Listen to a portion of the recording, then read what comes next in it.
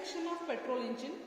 So since we are studying about the petrol engine, this is the spark plug, and cut section. One third of the cylinder part is cut here.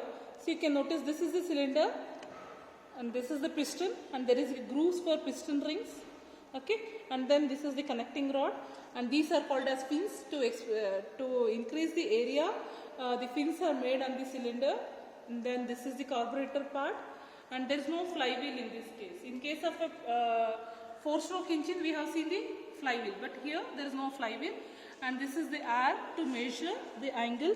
So now first we'll set the piston is at the top dead center. Since it is the cylinder is kept in the horizontal position, so we'll call this as outer dead center, and the towards the crank we call that as inner dead center. So this is called as outer dead center, and this side it is called as inner dead center. Okay, so now piston is at, and here there are 3 openings will be there. One will be inlet port, then exhaust port, and the transfer port. See, inlet port, here from the carburetor, petrol and air mixture goes to this crank. Then from the crank it comes to the cylinder through the transfer port, this port. So you can see this is one of the port. So from the cranks it comes directly to this the cylinder. But in case of a 4-stroke engine, directly it was going to the through the inlet valve, it will go to the cylinder part. But here it first comes to the crank, then comes to the cylinder. Then if we'll move the piston towards the inner dead center, what happens? Whatever the fuel will be there, it will be pressurized, like pushed. So then it will find the way to escape from there. So where that way? So it will escape through the transfer port, and it will come to the cylinder. Okay. Next, when the piston, again if we'll give the rotation, see now from here we can see, notice this.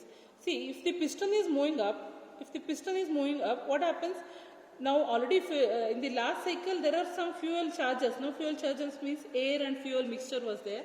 So now piston is moving up means we are going to pressurize it. We are going to compress it. If we are compressing it, pressure increases. So pressure increases. At the same time, what is happening?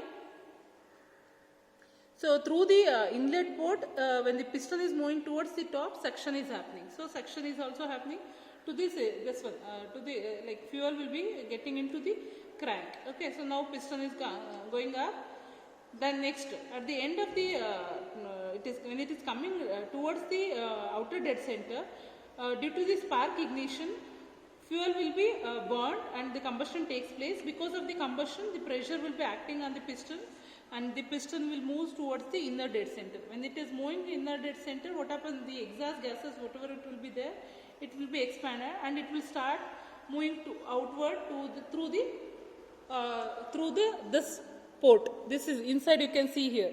Here you can see this gap here. This is the port. Okay. So through this exhaust port, exhaust gases will be going out. At the same time, what is happening? Whatever the charge will be there, that also we are pushing it, right? So it will escape. It will come through the transfer port to the cylinder part. So that is the difference between 4-stroke and the 2-stroke engine. And same way, here also we will be taking the reading when the piston is at the inner outer dead center. We'll fix this arc to 0 degree. We'll fix this arc to 0 degree. Then again, we'll move the piston towards the outer dead center. We'll make the reading. Okay, we'll take that reading. So that is the difference. Here, since it is a petrol engine, spark plug is there, fins are there.